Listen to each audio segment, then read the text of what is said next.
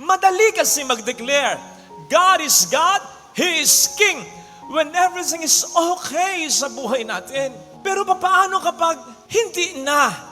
Kung mayroon ka ng malaking problema, ang sakit ay malala na, nalugi na, ang trabaho nawala na, may hinihingi ka, hindi mo makuha, tapos para bang ang nangyayari ay kabaligtaran pa. Hindi kaya katulad ng mga tao dati na ang dare kay Jesus ay, kung talagang ikaw ang Mesiyas, iligtas mo ang iyong sarili, umalis ka sa krus na yan. Ganun din ang banat natin kapag ganyan. Kung talagang ikaw ay hari, iligtas mo kami sa aming krus upang ikaw ay paniwalaan namin. Baka kung ang reaksyon din ng ating Panginoong Jesus ay tulad din ng dati, tahimik lang, hindi kumibo, ano pa man, baka hindi na rin natin siya paniwalaan na hari magpakailanman. Wag naman. May ginagawa siyang paraan in the first place upang iiwas ka sa problemang yan. May ginagawa siyang paraan upang malampasan mo yan. May ginagawa siyang paraan upang magdulot pa rin sa iyo ng kabutihan, maging ang problemang yan. Alam niya ang pinagdaraanan mo, alam niya ang problema mo.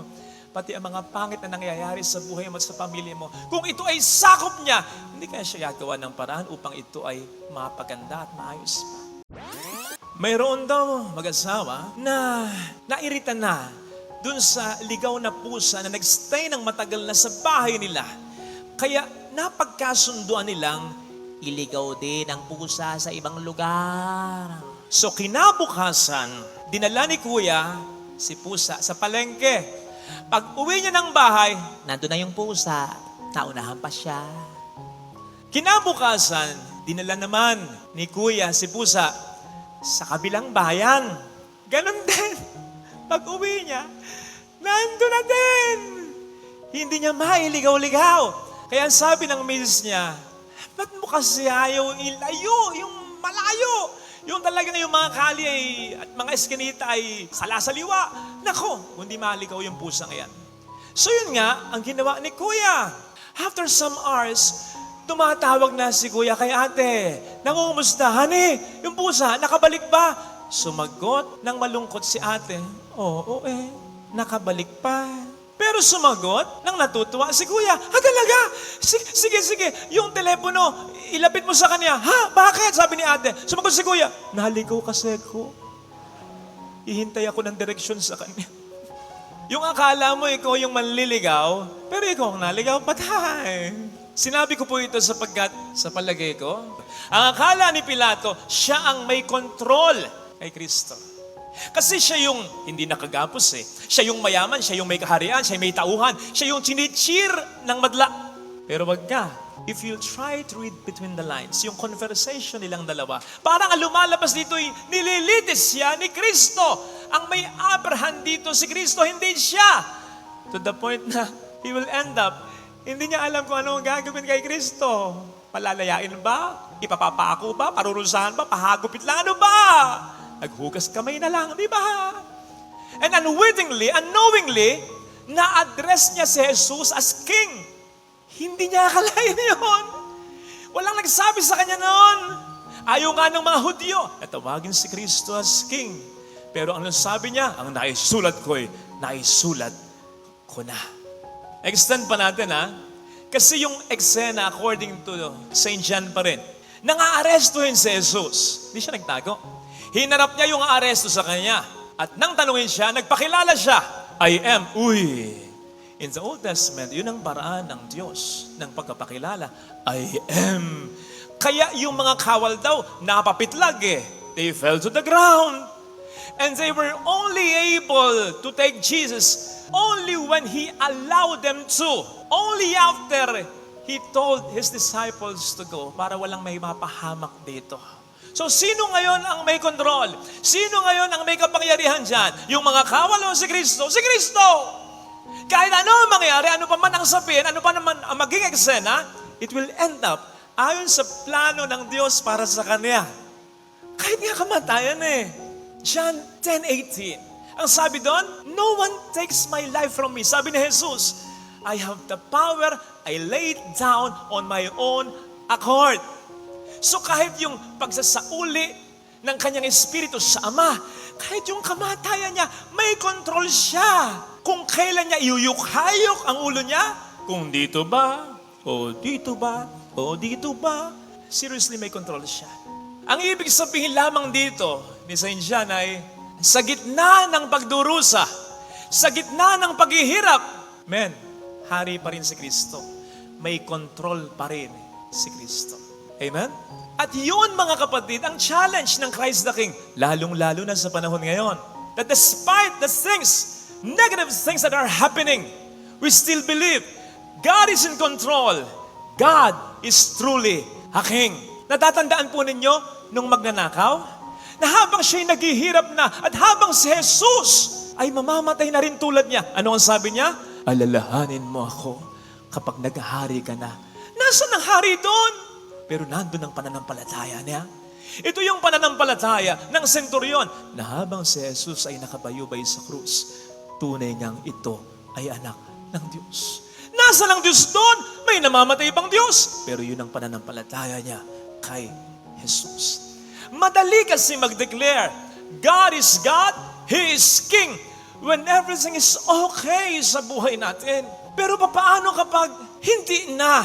Kung mayroon ka ng malaking problema, ang sakit ay malala na, nalugi na, ang trabaho nawala na, may hinihingi ka, hindi mo makuha, tapos para bang ang nangyayari ay kabaligtaran pa. Hindi kaya katulad ng mga tao dati na ang dare kay Jesus ay, kung talagang ikaw ang Mesiyas, iligtas mo ang iyong sarili. Umalis ka sa krus na yan. Ganun din ang banat natin kapag ganyan. Kung talagang ikaw ay hari, iligtas mo kami sa aming krus upang ikaw ay paniwalaan namin. E baka kung ang reaksyon din ng ating Panginoong Jesus ay tulad din ng dati, tahimik lang, hindi kumibo, ano paman, baka hindi na rin natin siya paniwalaan na hari magpakailanman. Huwag naman. May kukwento ko sa inyo. Kamakailan mayroon akong sinimulang ipagdasal. Hindi ba sa akin ito? Nahawa ko kasi maraming ugat na pumutok sa kanyang utak. Nakoma. Ilang days na. Umiiyak na ang kanyang mga kapatid, pati yung mga anak. Eh yung doktor ba naman kulang na lang kasi sabihin, hintayin nyo na lang. In fact, yung anak na nag-aalaga sa ospital, nag-post na sa FB. Ang hirap pala ng pakiramdam ng may mawawala kang magulang. Totoo. Nadidepress na sila. And sabi ko, magdasal tayo. We created the group chat sa Messenger, yung GC na gano'n. Di ba yung may mga videos na gano'n? Sabay-sabay kami magdarasal at 8 p.m. So yun ang ginagawa namin. Yung mga anak, yung mga kapatid.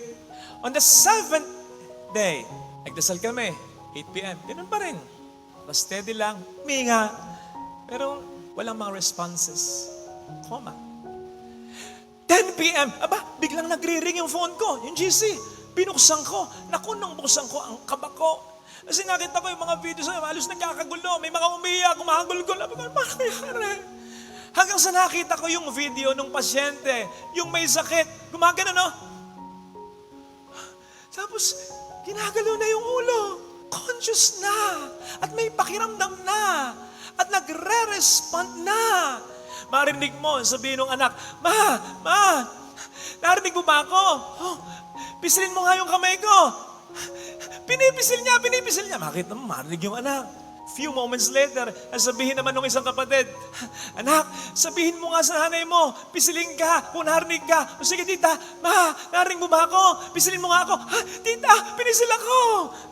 Few moments later, marinig mo, yung isa namang kapatid, Tol, sabihin mo nga sa nanay mo, kung narinig ka, pisilin ang kamay mo. Nay, narinig mo ba ako? Pisilin mo nga yung kamay ko. Dito, narinig ako. Pinipisil yung kamay ko. Gusto ko na sana makisali. Sige nga, kung talagang narinig ka. Hindi kasi sila makapaniwala. Ako nga natulala, naiyak na lang. Kahit yung doktor ang sabi, mala. Pinaulit nga yung CT scan Napansin ko, yung anak na nag-post ng hirap pala yung may mawawala kang magulang. Nawala yung post niya. So kagabi ko lang tinanong sa kanya, Brad, di ba may naipost kang ganito? Opo, Father, very down na kasi ako noon. Alis wala ng pag-asa. Sabi ko, parang nawala doon sa page mo. Sabi niya, totoo, Father? Ikaw ba nag-delete sa loob-loob? Sino pa? Pero sabi niya, Father, kasi naglulo ko yung phone ko, hindi ko talaga alam kung ako. Pero nawala na. Sabi ko na lang, providence yun.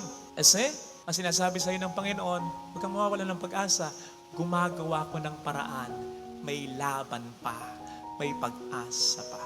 Amen? 1 Thessalonians 5 verse 17. Ang sabi doon, pray without ceasing.